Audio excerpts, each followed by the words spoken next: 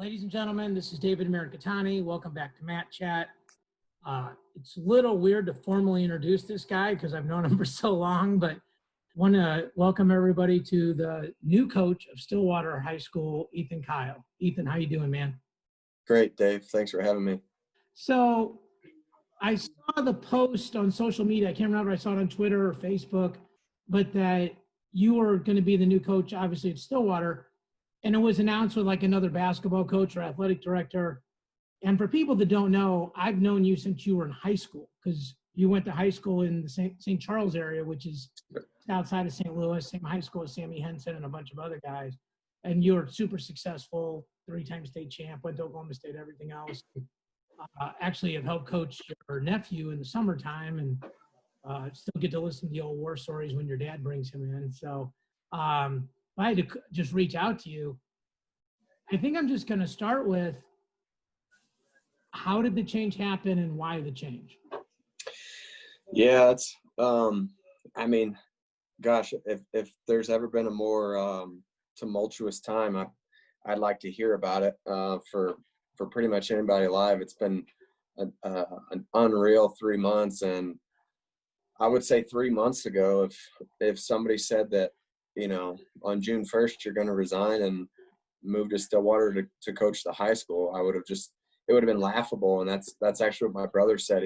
When I first threw it out there, he just kind of laughed. He's like, this is almost hard to believe. Hey, nice cup. You got your Joe's cup. Yeah, you got it. You got it. Free shout out, Eskimo Joe's. Yeah. But, you know, so long story short, my buddy Espo was up here wrestling us in a dual meet in February, and he's like, "Hey, E, you got to come coach the Stillwater High." I'm like, "Yeah, funny." Right. Yeah. And you know, he's like, they're making it a really attractive deal, and I'm like, well, if those things are maybe true, then you tell them you give them my number. But I never thought another thing of it, like, sure, you know, who's involved, like, you know.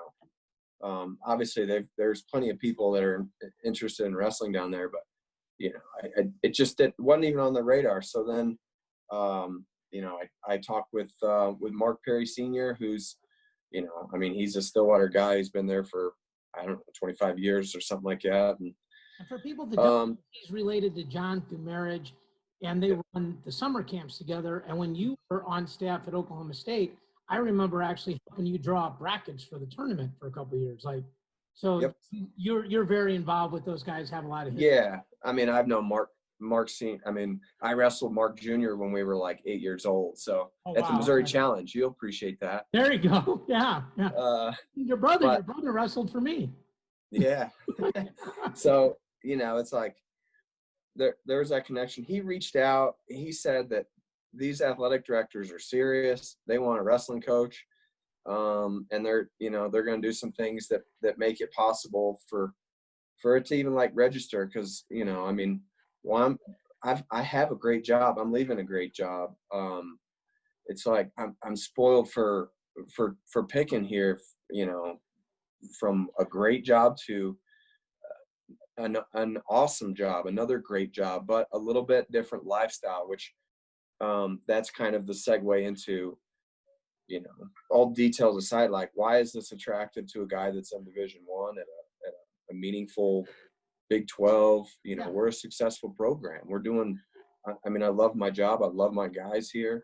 But at the same time, I keep throwing this out there. I'm 36-year-old Ethan. I'm not 25 or 30-year-old Ethan, where it's, you know, it's one thing that, you know, I moved out here. I hooked up a U-Haul and showed up at Branch's house and unloaded my stuff. And I'm like, let's go. Let's make this adventure. Let's go make some All-Americans. Let's do some stuff. And you know, fast forward, I just had my second, my wife had our second child, and in January. So life just looks a little different, and your priorities and your goals and your desires, you know, they just change a little bit. And I think that's, you know, the nutshell that I could put it in to go Stillwater, the pace of life at the high school level compared to, you know, the travel and the recruiting visits and the you know, it's just I'm choosing a pace of life that is a little bit more beneficial for the Kyles, you know, and it's difficult, but at the same time I can leverage what, you know, the only thing that I'm really expert at in life is wrestling. It's the only thing I've ever done. You know, I'd like to think I'm a good golfer, but if I can't roll it over, I'm only very you might be better than Tom Brady. Oh my gosh. Well, that's not saying much. I just saw some tweets of that the other day. But so you know, I get to leverage something that, you know, I put my life into, and it's going to continue to pay the bills, and I couldn't be more grateful for that, especially for the opportunities what Stillwater High is doing for me, and for our family, and then obviously what Coach Branch has done for me here at the University of Wyoming, and allowing me to build a career, and make this a possibility. And I mean, I couldn't be more thankful and grateful for what Branch and, you know, guys like Matt Wisenat here at the University of Wyoming have done to really culture, you know, provide a place for us to grow a culture of successful wrestling at this highest level. And, you know, I mean, it's made me who I am today. And if whatever good I am, it's almost directly in relation to that experience, and that, you know, those the privileges that I've been afforded here. So yeah, big opportunities. Well, I coached college for 20 years at the junior college level, and you know, for a lot of years we just kind of recruited. I mean, recruited is probably even a strong word. We just took the guys that were local and then tried to coach them up, and you realize that's hard to do in college. Period. It's really hard to do in junior college when you only got 2 years. yeah. And figured it out, like, hey, you actually got to recruit. And what I realized was when you do that, you don't really have any time off. And Yeah, you're always on. And in junior college, we didn't even really run practices in the spring. Like, we had a few guys going like university nationals, and it was called S-bars back then, but like under 20, 23. But you're always recruiting. You're always making sure you're eligible. And like for us, we're always trying to get them sent to the next school, bringing guys in and sending guys out. I don't think people understand that that's a grind. And I think like, it's like, you know, like you're still really fit. It's like somebody saying, well, yeah, he works out. Well, no, it's everything. He works out. He doesn't drink, or drinks once in a while. If he eats, he gets an extra, you know, eats a lot, he gets an extra workout in. There's no sort of time off. Like, you do this, you got to do this the next day. And, you know, so that's just and I think in high school, you got a lot of kids who wrestle 4 months of the year, 5 months of the year.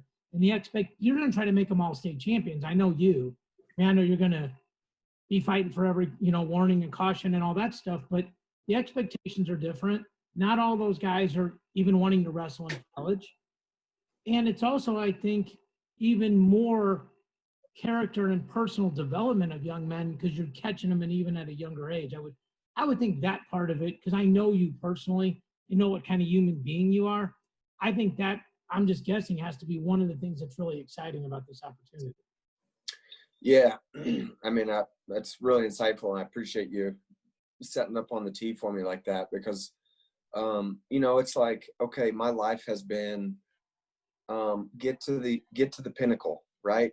The highest point on the upper echelon that there is as far as American wrestling goes, in the collegiate style. So it's like my whole life has revolved around getting suited up and stepping on the stage Saturday night in March, right?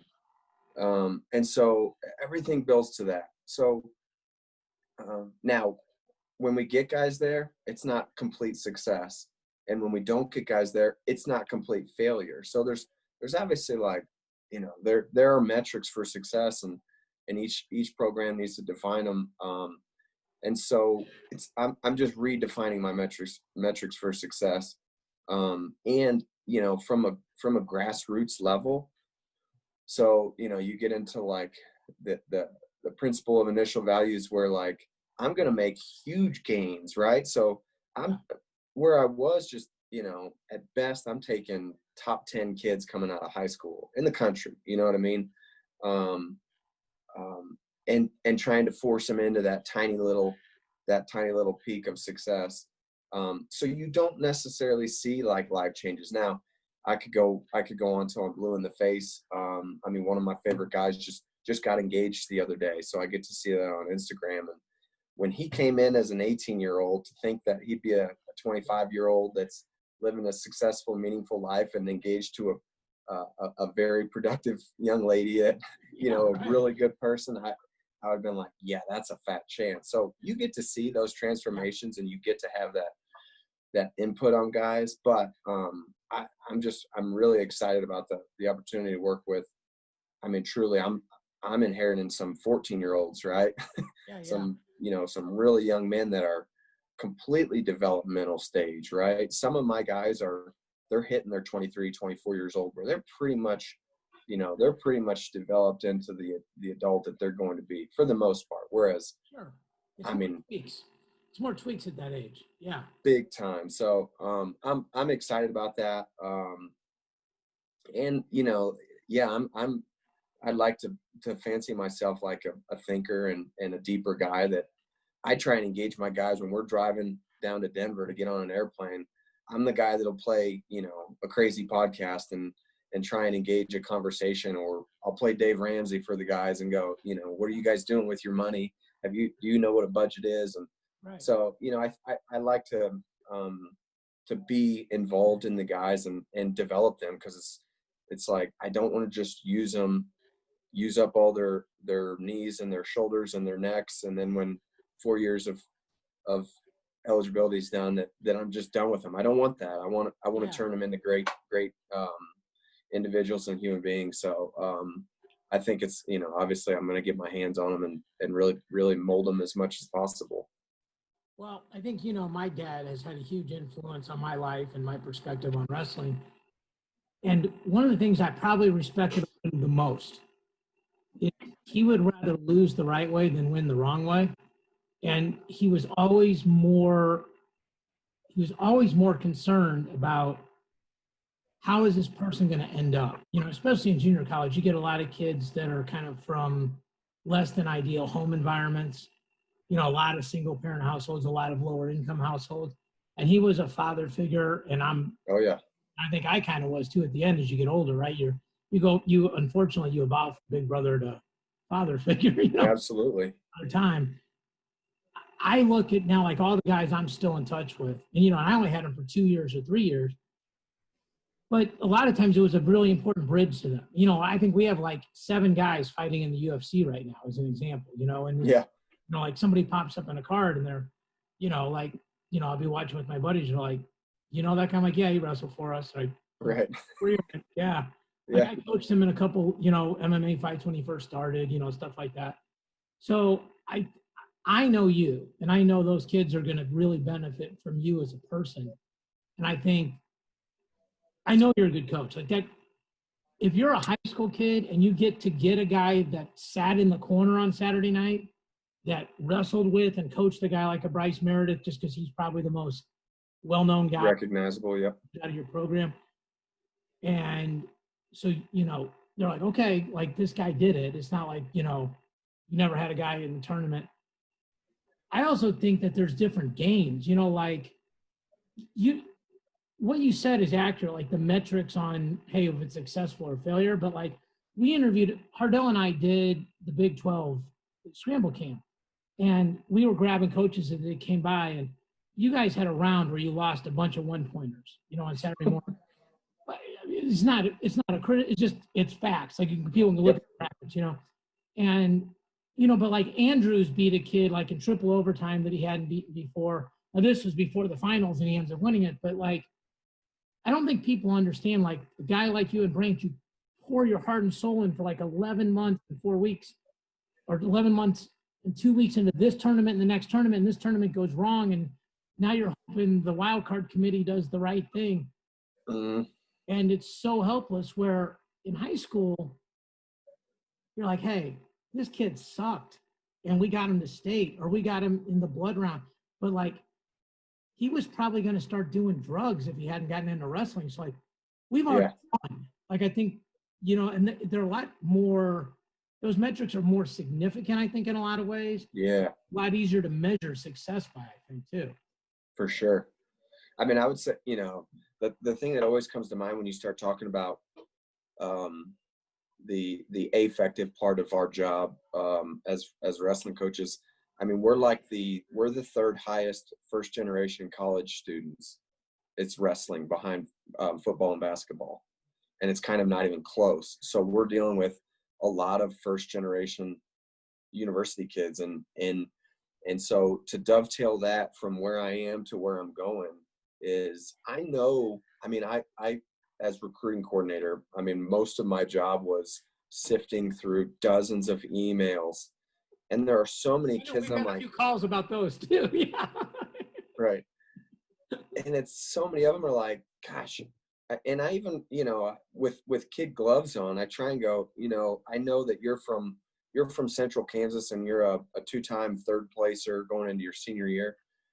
A D2 or an NAIA, that would be a great place for you. If you're dead set on Division I, then keep in touch. But at the same time, like, one of my goals as when I sat down and just did 10,000 foot above the runway, looking down at, what will make me successful? What will make this experience meaningful for me? Winning state championships, sending kids to college, right? Those are certainly the first things that come to mind. But sending kids to college, like, okay, is it D1 or bust, right? Yeah, I mean, I've got Cale Hughes, I've got Carter Young. That's great, but I've got 25 other kids that can leverage something like hard work and maybe a little bit of skill and maybe a little bit of expertise as having a solid coach. But we can leverage that. I want to send a kid to every division of higher education to leverage their wrestling careers, right? Every year, if that means go get half of your college degree, which is worth anywhere between $50,000 and $100,000, go get half of it taken care of at NEO, at Neosho.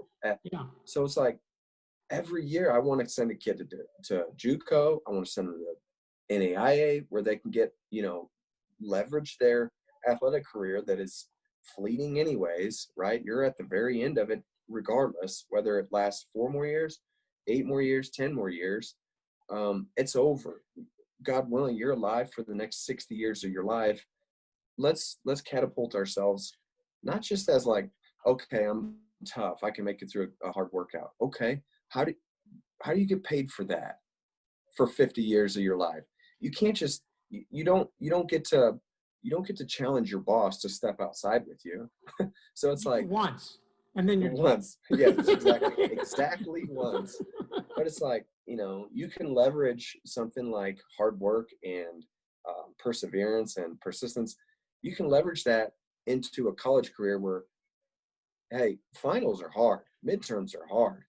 Can you hold up and get through that and get the degree, put the paper in your portfolio, and then move on and go have a great life, as a non-athlete. So I'm super stoked about knowing that, like, okay, listen, ESPN, wrestling on ESPN is great. Wrestling to get across the mat from Cale or John or Coach Branch, that's great. But that's a half of a percent of all high school wrestlers. So it's like, let me show you that you can have a meaningful life. You can't tell me that winning a Division II national championship is any less meaningful for that individual than Division I championship. Go compete, go have an experience. So I'm looking forward to leveraging my insider knowledge on that, and then also all of my contacts across the country with my my former soon to be former colleagues. It's like, I know plenty of non-Division I coaches. We're rubbing shoulders with them all the time. So, and I'm going to be able to tell them, like, hey, this kid's a good kid, and I'm going to help my young men and women moving forward, leverage this wrestling thing into real life. And that's, education, bottom line, dollars and cents. Well, what's interesting, I still get a lot of guys that they ask me to help them, like, sort of get placed in college, start initial conversations. I think every year you and I have talked about a couple kids, and even if you're just sort of fact checking on them, or hey, who are some hidden gems that you don't necessarily know off the top of your head if you're in Wyoming and I'm in St. Louis. I'm amazed at how many high school coaches are completely delinquent in their knowledge of like how the clearinghouse works, like the Division One, the Division Two, what core classes are, what a core GPA is, how pluses and minuses don't count, how you can take the ACT 4 times and use the math from the first time and the English from the fourth time, like stuff that guys like you and me, we just know off the back of our head, like, yeah, and I always thought we recruited a lot of kids like that. I mean, I remember I recruited one kid ended up being the national finalist for me. He thought he was going to Rutgers, and he only had 14 cores.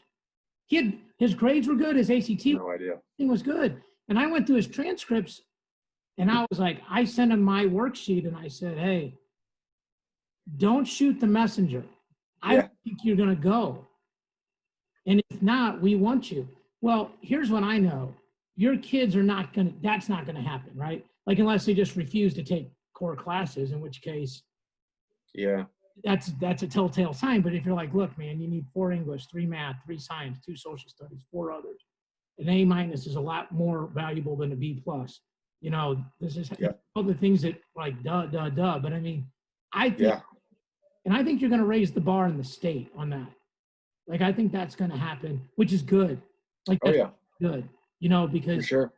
Because then Oklahoma gets better, and it's interesting because like we run that Missouri border brawl, and we've had a lot of kids out of Oklahoma, but really like out of Stillwater High School, like the Joe Smiths, the Kid Brocks, Chandler Rogers wasn't there when, it was on certain years, but that, that high school's got a lot of successful alumni, Chris Perry, obviously, older than, before my event, but there's some hammers that have come through those halls. And obviously, for people that don't know, you're not exactly super far away from OSU in terms of RTC practices. It's probably a long par 5, from one to the other. Pretty much, So, I mean, which is great because, then, like, I think a lot of times kids need just to hear a different voice for a couple months, even if it's for sure, kind of telling them the same thing. So you got some leverage there. I'm interested in this. Like, I know you're an organized guy. I know you're a system guy. Like, hey, we got to make sure our guys are competent in these areas. I know you had a recruiting system. You're basically managing the salary cap in terms of the 9.9 and stuff like that. What do you think will be some of the things from your systems in you'll take to high school? And what are some things you think you're going to have to either create new ones or at least sort of migrate to some create some different things? I kind of have to punt because I haven't gotten that far into the weeds yet on, I haven't had the chance to even start an outline of my annual plan for the first year. But going back, I was raised, the apple didn't fall far from the tree when it comes to how I go about, being a professional and in this game specifically. So my dad is like, I was a really, really good high school wrestler. That sounds terrible, but it's just true. I had a really successful high school career. That just came off weird. I heard it coming out of my mouth. Let me say it for you. You were almost a 4-timer. I think you're undefeated for like 3 years. You were like the number 1 guy in your weight class in the country. So you can decide if that's good or not. But that's who you were. Yeah. Okay. Thanks, and forgive me for that spewing it out like that. But that's the truth. So, it was like I was a very basic. It was funny. I pulled out some videos and saw some of my high school stuff, and it was I'm a lot different guy than I was then, twice as old. So, but I was just a very basic guy. I did things really simply, and I just did them like effectively, right? I sprawled. I had a nice front headlock. I could get to legs and finish. So really falling down on the basics is going to be is definitely where I'm going to start. But then the other thing, like I've taken on, not to get too pigeonholed here, but like I can't wait to help my guys graduate high school as good mat wrestlers. right? So it's like That's, the yeah. one of the biggest deficiencies. So which I actually, the way I pitch it to my guys is, look, the place that you'll, I'm on a Zoom, the place that you'll have the most success in changing, like from where you are to where you want to be, is figuring out how to wrestle top bottom, because so few guys can do it. So it's like, that's where, you know, I'm excited to, you know, basically like throw a bunch of eggs into that basket, because you know, guys that are good on top, it's complete game changers, right? Well, it shortens the match. You know, you don't automatically pick down. You don't have to get the takedown in the first period. You can kind of Yeah. way backwards, like, hey, if it goes into overtime, I'm probably going to win. Yes. You know, You like, give yourself more ways to win. So, you know, but beyond that, I really just kind of have to punt, because I don't know exactly where I'm gonna, you know, you can't focus on everything. So I haven't boiled down where the, you know, the handful of pieces that we're gonna put most of our energy into yet. So. well, I'm interested in picking your brain when I see you in December at Perry on, you know, kind of how it's gone and what were things that you're like, yeah, it went exactly like I thought versus, well, this was really different. You know, I think one of the things that you'll see that'll be significantly different is how much parental input is going on, you know, because, well, you know, like Wyoming, I just heard like it's the least densely populated state in the country. Oh yeah. I thought it was hard to win at Wyoming just because I think to win at a school, you have to have really good in-state wrestling. Like when we were good at Merrimack, as good as we recruited around the country, half our It was all, Missouri. You know, right. like Mizzou is good because they keep the best kids in state for the most part. You know, Penn State, same thing. Ohio State, same thing. You know, Oh yeah. you know, so the thing is with Wyoming, you know, and I'm going to say this, you don't have to agree or disagree. There's usually not 10 Division I high quality guys coming out of Wyoming every year. Like you're lucky, frankly, if there's 2 or 3. Now you got to go, you got to get 30 other guys. And now I know Wyoming's tuition wasn't super expensive, but you're still dealing now with the out of state tuition. You got people that are moving away from home. You're like, well, I can just stay close to home and probably go for the same price. Oh yeah. My mom and dad can see me a lot, you know, wrestle a lot easier. So versus now, and you know the geography of Stillwater, everybody lives within 10 minutes of that school. You know, everybody's mom and dad is an expert on their kid. That's going to be super interesting for you. You know, I like junior college because like most of those kids came from far away. You know, hey, you trusted us to coach them. Let us coach them. Let us coach them. Yeah. And that's where, you know, I'm gonna be open-minded. Now I have a ton of really close friends that are in this level, that are in the game, that have been in the game for a long time. So I'm really gonna rely on their input and their, you know, best practices, so to speak. But you know, I'll tread into it with an open mind. But you know, as much as I can, the thing that keeps kind of coming to mind as this topic gets brought up is like, you know, let the wrestlers wrestle, let the coaches coach, let the parents parent. And when you use the thing, you know, like according to its design, then you keep everything in order, right? So you know, it's there's kind of simple, you know, Thomas Aquinas type stuff. It's like, let's just do our best, but you know, at the same time, it's going to be a struggle without a doubt. But you know, we'll just, you know, you have to have nuance. It's not, if you're, you know, it's, if you think it's going to be as simple as I'm doing it this way, you know, there's nuance to it. You know, and I'm going to be open-minded and learn as quickly as I can and make adjustments. But you know, we'll see. Let's revisit it. But I think it's a lot easier to adjust down, like from where you're coming down. And it's no disrespect to high school, but when you coach it, I think it's like, okay, I know how to teach the X, Y's, and Z's. Now I just got to make sure the guys know the A, B's, and C's. Whereas if you only taught the A, B's, and C's, you think you might know the X, Y's, and Z's, but you really maybe don't, because Yeah. I think that's going to be fun. I wanted to ask you about this, and not about this kid in particular, more about the concept, but it's going to impact you. What are your thoughts on like these kids doing a semester or a year at the Olympic Training Center? Like in Missouri, Rocky Elam did it, and then came back and won a state title, and won the Dave Schultz Award in Missouri, and then won it in the region. Dave Saunders ended up doing it for a whole year. He's a guy that I've been lucky enough to coach in the summertime. Coached him at the U.S. Open. Well, I think he was the only high school kid to place there, which was at least in the side, which was freaking ridiculous. That was fun. Tell me a little bit about your sort of insight on that program and KJ and all those kind of things. Well, I mean, first off, we don't have enough time in this interview to get into,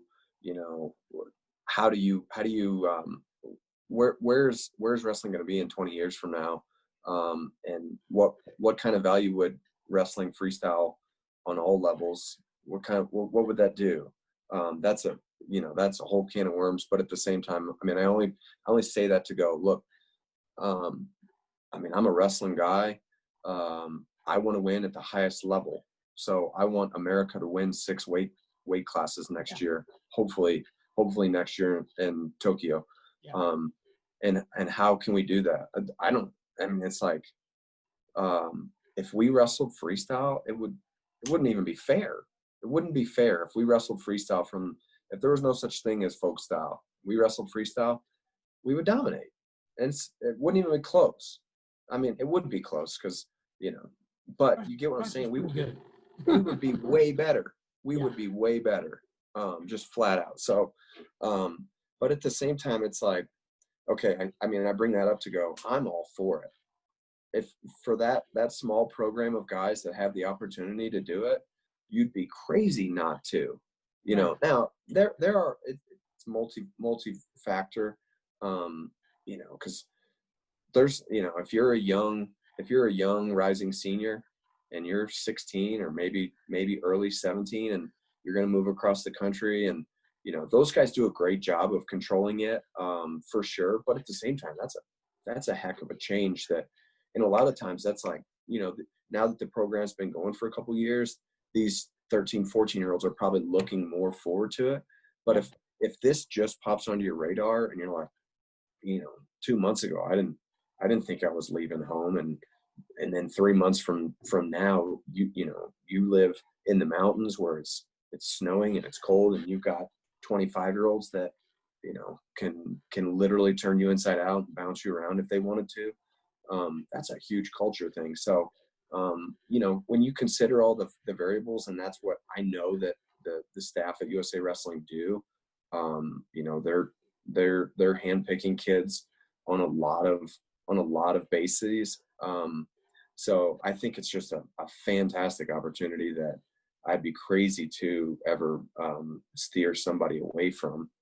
Even knowing that, if you can make that dual thing work, then great. But if you can't, and you're willing to sacrifice a chance at another state championship or whatever collegiate you're going to miss out on, it's like, delayed gratification is maybe one of the greatest skills that an individual will learn in their entire life. So amen to that. That's what you're doing. Yeah. Well, it's just interesting because you and I were texting about it, and you and I talked about how a lot of people saw it one way, and you and I, when I was texting you, you're like, finally somebody gets it. They see it the way we're talking about it now. Yeah. Because I had Rocky wrestled in my event. I've worked with Josh, and Kevin Jackson's brother was my roommate in college at Iowa State. So I've known Kevin since I was 18 and was, blessed to corner with him a couple times, but I've always had a good relationship with him. Yeah. When you get a chance as a high school kid to be coached by a guy that's, a world champion, like, if that's a week or that's a month or that's a semester, it accelerates things for you. And a huge way. And just stepping into that new realm, things change. When you step into a new realm, You know, it's like, it's that old saying about like being ordinary on an extraordinary level versus extraordinary on an ordinary level. It's like, I would much prefer to be in the extraordinary realm and walk around as a dude and then give myself a chance to elevate to the top of that, as opposed to, you know, it's very interesting because I think like wrestling people think like that, right? Like when you start wrestling, is a meritocracy. Like you start wrestling, you go to Tulsa Nationals, maybe nobody's heard of you, but if you can go win 8 matches, you can win that thing. You know, or like MMA and even jiu-jitsu, like, okay, if you walk in, jiu-jitsu is a really good example. If you can beat a black belt, they're probably not even going to let you train with them because like, well, you're a white belt, you couldn't possibly be good enough yet. And the thing, like I look at a kid, you know, like a Josh and like Rocky and like Carter, they're the best guy on their team. And they're maybe the best guy, not in the state at their weight, they might be the best guy in their state pound for pound. period. Yep. So they go from being that, you know, that ordinary, extraordinary thing. They go from, I just simplify it for me, they go from a small pond to a big pond. You know, you go and you're training alongside all these other guys and like training like alongside of Jaden Cox, like we're real clear on who the alpha is and it's not you. You know, like For sure. and I think that's humbling. And I think that the guys that can take the humility from that but still keep their confidence are the guys that are going to make huge leaps. Like, you know, we saw it, Rocky Elam this year, like how his game grew. You know, oh yeah, in a perfect environment because he was working out with Jaden a lot. You know, which is probably humbling and awesome at the same time. In a big way. So yeah, I mean, I think it's an awesome opportunity, and you know, now turns out that thanks to this madness of coronavirus, that it seems like it's going to be a moot point. But you know, I think it's an awesome program, and you know, young guys out there strive to make yourself relevant enough that you give yourself that opportunity for sure. Well, I think you'll keep developing guys that I think you'll continually have guys that are at that level. And I think that, you know, that's important. I mean, like I was actually talking to Hardell Moore this morning about a completely separate subject. And, you know, we were talking, I'm like, hey, I'm going to interview EK in an hour. And he's like, you know, they got a good little league program. He goes, they got a couple hammers on the team already. He's like, you know, he goes, they're already good. They're going to make a big jump, you know. And so like people already know down there kind of get it, you know, which is cool.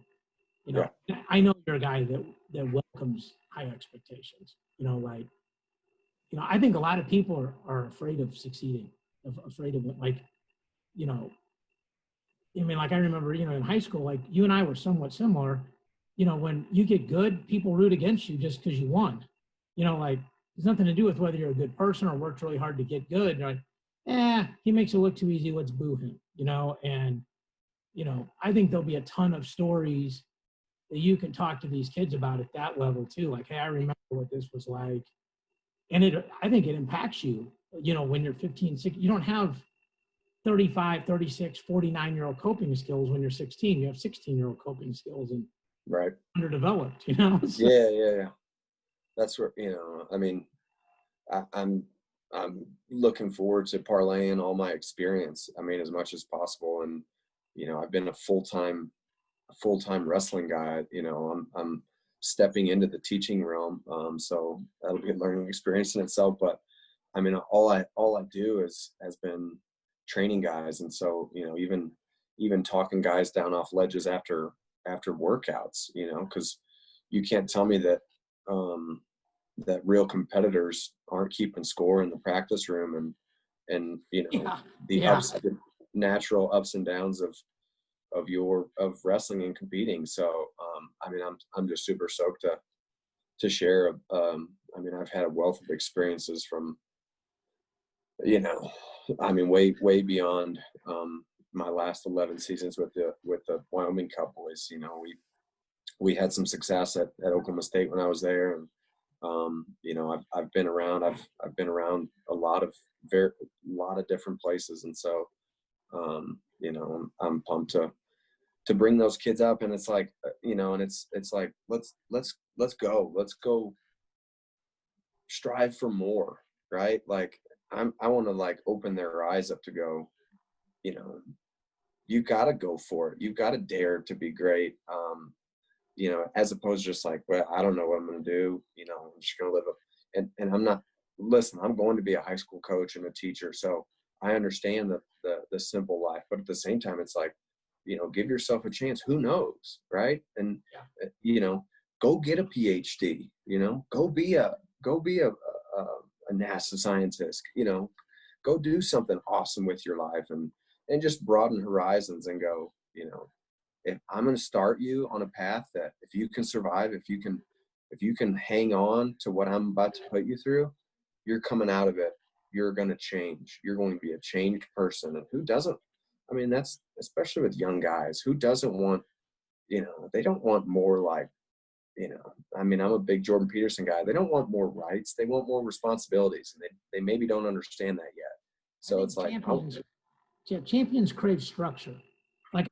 Like I'm older than you, so I could see like if I was coaching you in high school, like maybe one day a month, I go, hey, Ethan, what do you want to work on? But if every day it's like, Ethan, what do you want to work on? You're like, dude, you're the coach. Yeah, I'm not the pro. You're the coach. Like, have a game plan. You know, have a game plan. Tell me why maybe get me to buy in. Tell me why the game plan's right for me. You know, like, why are we doing this for me? Like, well, we're actually not. It's for the whole team, but then I'm going to stay with you afterwards and work on this. Like, oh, okay.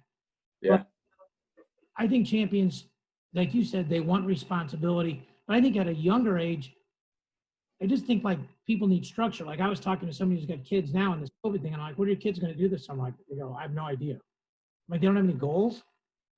I'm like, that's terrible. Like they pick a goal, like start a paper round, or whatever the equivalent. Yeah.